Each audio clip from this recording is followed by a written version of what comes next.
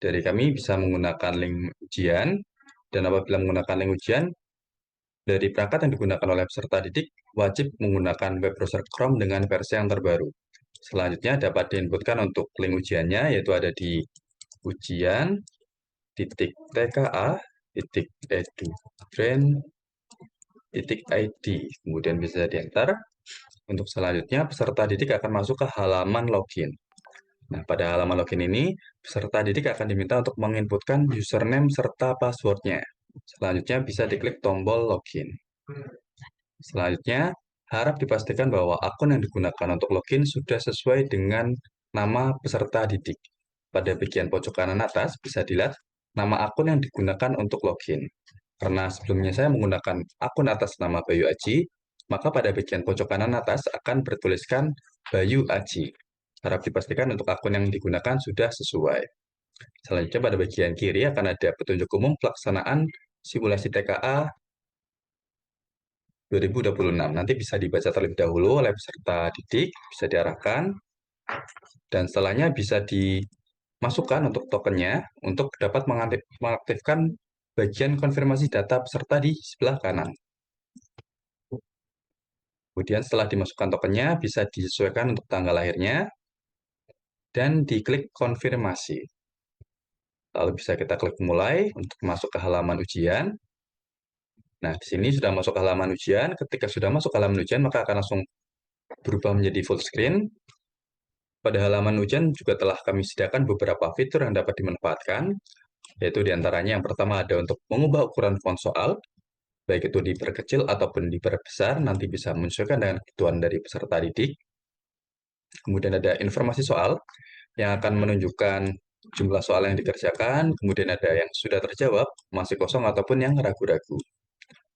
Dilanjutkan ada sisa waktu yang dimiliki untuk pengerjaan materi di hari yang pertama, yaitu ada matematika. Selanjutnya ada navigasi soal yang dapat digunakan untuk berpindah soal baik ke setelahnya maupun sebelumnya. Dan di bagian bawah ada beberapa tombol juga yang dapat dimanfaatkan, yaitu ada untuk soal sebelumnya dan untuk tombol ke soal selanjutnya. Dan di sini apabila dari peserta didik merasa ragu-ragu atas jawaban yang telah diberikan, peserta didik dapat mengklik tombol yang berwarna kuning, yaitu ragu-ragu, untuk nantinya dapat di cross-check kembali ketika sudah selesai dan masih memiliki waktu yang tersisa. Bisa kita lihat di sini, pada bagian navigasi soal, apabila soal sudah dijawab, maka akan berubah menjadi warna hijau, dan apabila masih ragu-ragu, maka akan berwarna kuning. Serta apabila berwarna biru itu menunjukkan di mana peserta didik sedang berada. Di sini akan saya contohkan apabila terdapat kendala pada saat proses pelaksananya.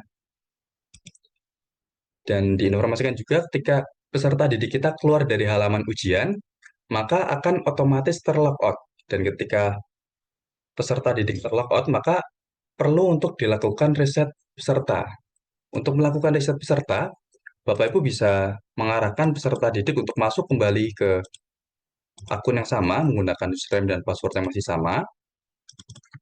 Untuk selanjutnya, dapat diklik login, dan dapat diminta untuk mengklik tombol reset peserta terlebih dahulu. Karena apabila belum, bisa kita lihat bahwa username yang akan digunakan sedang aktif. Jadi perlu di reset login terlebih dahulu. Untuk melakukan reset login, peserta didik kita bisa masuk menggunakan password ataupun username dan password yang masih sama seperti sebelumnya. Karena sebelumnya saya menggunakan akun atas nama peserta Bayu Aji, maka saya akan menggunakan username dan passwordnya yang masih sama. Kita masuk ke username, kemudian masukkan passwordnya, lalu bisa diklik tombol login. Untuk selanjutnya, peserta akan diarahkan ke halaman konfirmasi data kembali. Saya diminta untuk memasukkan token lagi dan disesuaikan untuk tanggal lahirnya. Kemudian setelah dikonfirmasi dan klik mulai, peserta didik akan kembali ke halaman ujian.